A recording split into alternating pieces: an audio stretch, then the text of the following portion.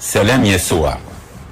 واحدة بتسأل سؤال عن سر الإفخارستية وتقول احنا مش ممكن ناكل لحم ودم بني آدم ونجيبه قدامنا ونذبحه ونصف دمه ونشرب دمه، وتتكلم بلغة جزدانية بحتة.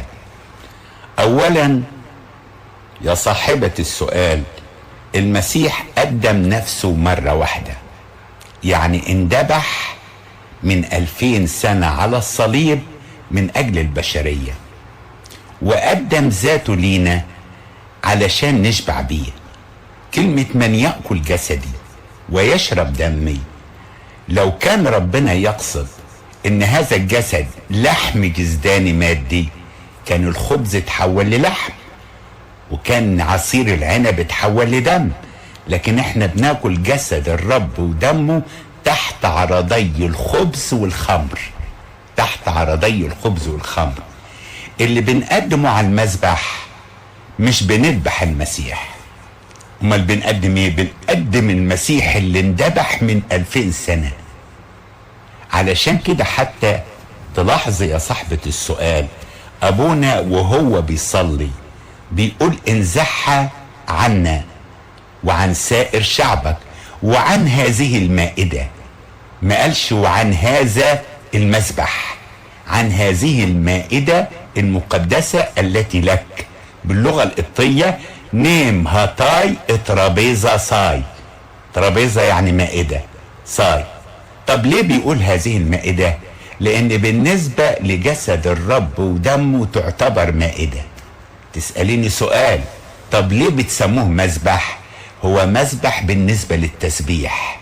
صلاة الإفخارستية كلها عبارة عن تسبيح، فذابح الحمد يمجدني، وبنقول رحمة السلام وذبيحة التسبيح. فبالنسبة لصلوات الإفخارستية يعتبر مذبح للتسبيح، بيقف أبونا والشماس والشعب ويقدموا التسبيح، يقدموا التسبيح، فبقى مذبح بالنسبة للتسبيح وبقى مائدة بالنسبة لجسد الرب ودمه. هنا أسألك سؤال، انت لما بتجيبي فرخة بتذبحيها على السفرة؟ او لما بنشتري لحمة بنذبحها؟ لا، احنا بنجيب اللي اندبح قبل كده. فالمسيح اندبح من 2000 سنة، واحنا بنتناول جسد الرب ودمه اللي هو اندبح من 2000 سنة. وهو قال من يأكلني يحيا بيا. خذوا كلوا، اخذ خبزا وقال خذوا كلوا هذا هو جسدي. واحنا بنؤمن بان كل كلمة بيقولها المسيح احنا بنثق فيها. دي نمرة واحد. نمرة اتنين، الكنيسة سمته سر التناول. يعني ايه سر التناول؟ يعني مش بنجيب جسد المسيح ونقطعه، لا، ده اي فتفوتة انت خدتيها انت خدتي جسد الرب بالكامل، مش خدتي جزئية من جسد الرب، مش خدتي جزئية. جسد الرب هو خبز واحد، واحنا المؤمنين خدنا الجسد الكامل، فبقت اعضائنا كلها اعضاء المسيح. النقطة اللي بتاخديها على المعلقة ده دم المسيح بالكامل، وده السر. عشان كده الكنيسة سمته سر التناول. وانا مرة قلت في عظة من العظات، اوعى في يوم من الايام تقول انا اتناولت من جسد الرب ودمه، تقول انا اتناولت جسد الرب ودمه. يعني كل واحد خد الجسد بالكامل وخد الدم بالكامل، وده السر الالهي.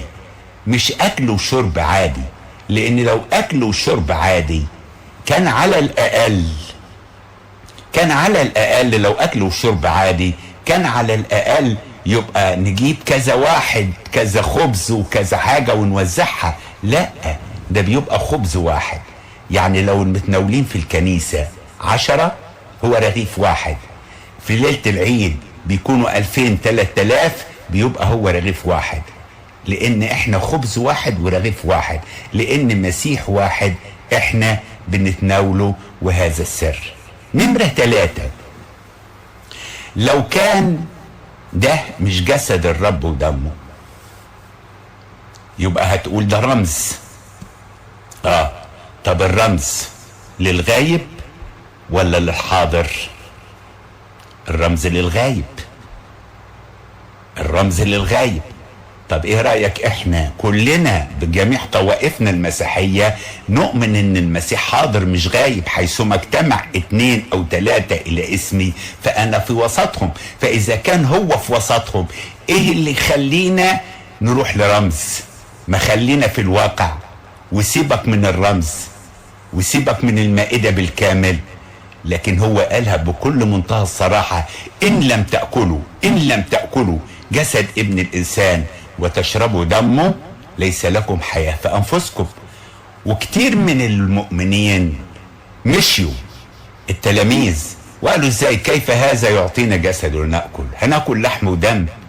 فبص لل12 وقال لهم: يا جماعة أنا ما كنتش أقصد لحم ودم، أنا أقصد حاجة رمزية. لا، بص لل12 وقال لهم: إذا أردتم أنتم أن تمضوا فامضوا.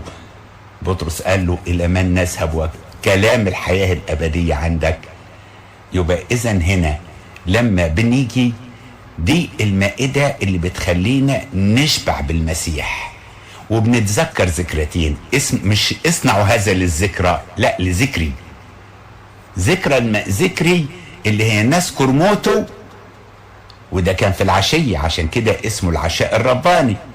وننتظر الصبح مجيئه، ذبيحة المساء وذبيحة الصباح، ننتظر الاثنين. وبعدين بولس الرسول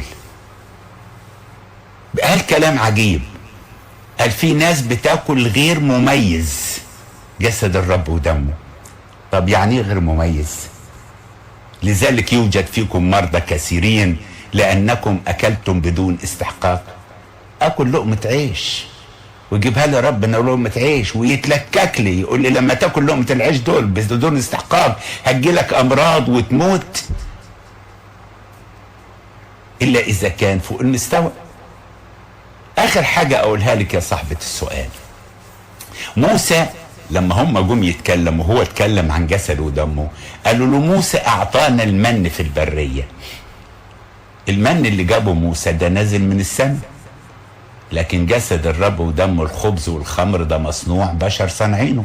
لو ما كانش ده يتحول إلى جسد الرب ودمه، يبقى المن اللي نازل من السماء أفضل بكتير من العيش اللي احنا بنخبزه ونقول جسد الرب ودمه.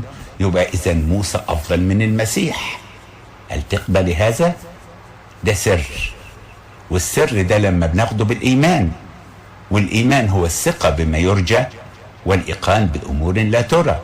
ده احنا عندنا في العالم البشري يقول لك فلان يحب فلان، لو قال له على الأبيض أسود يقول له أمين. يعني معناها المحبة تخليه يثق، لأن المحبة تصدق كل شيء. احنا خدناها بإيمان، وعرفنا ان احنا خدنا الجسد، ومش مسكنا الجسد وقعدنا نذبح في المسيح وقعدنا مش عارف ايه.